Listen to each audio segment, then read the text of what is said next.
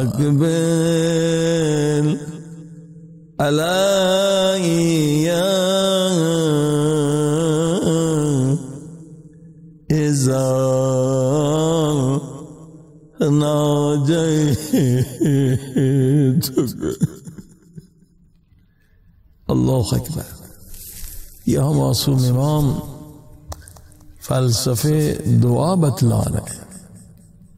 ہم سمجھتے دعا مانگنے کا مقصد ہے کہ ہم جاتے خدا میں بیٹا دے دے، ہاں یہ بھی دعا ہے، مگر روح دعا یہ نہیں ہے.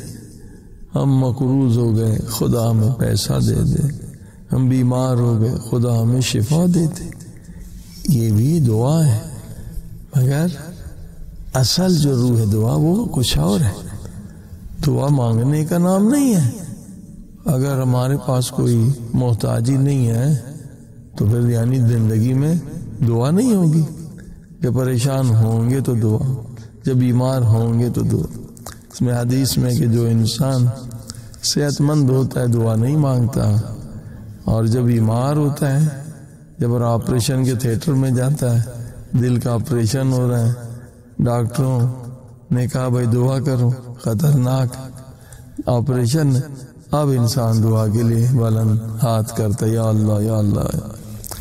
تو فرشتے ہنستے ہیں اس بندے نادان پہ کہ تو کیا اب محتاج ہے اللہ کا؟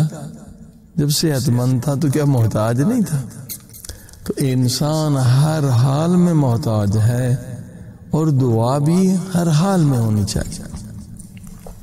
مگر یہ جو جملہ معصوم فرماتے ہیں فَأَقْبِلْ عَلَيَّ اِذَا نَاجَيْتُكَ، خدا مجھے قبول کر لے.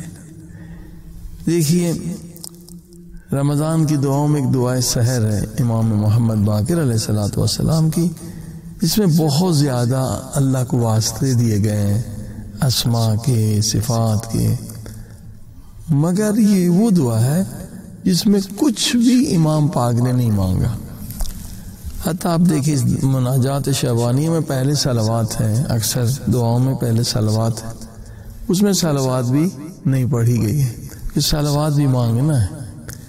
کیونکہ ہمیں درس دیا ہے کہ دعا مانگنے کا نام نہیں ہے، دعا خدا کے دربار میں جانے کا نام ہے کہ خدا میں گنہگار آ گیا ہوں، مجھے قبول کر لے. اللہ اکبر. خدا قبول کرے تو دعا میں لذت ملتی ہے.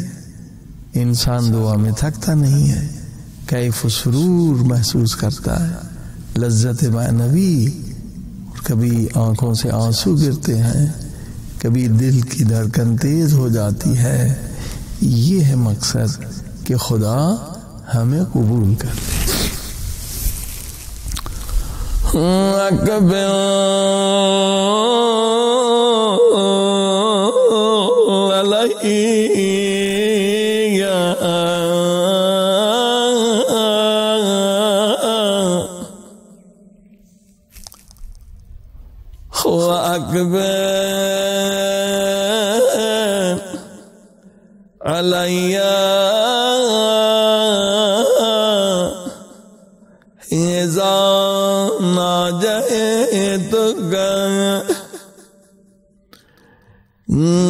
خدا میرا تیری دربار میں آنا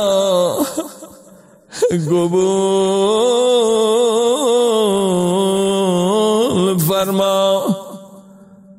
میں جس زبان سے دعا مانگ رہا ہوں، ہے میری زبان بھی گنہگار. جن ہاتھوں کو بلند کیا ہے یہ ہاتھ بھی سیاکار ہے.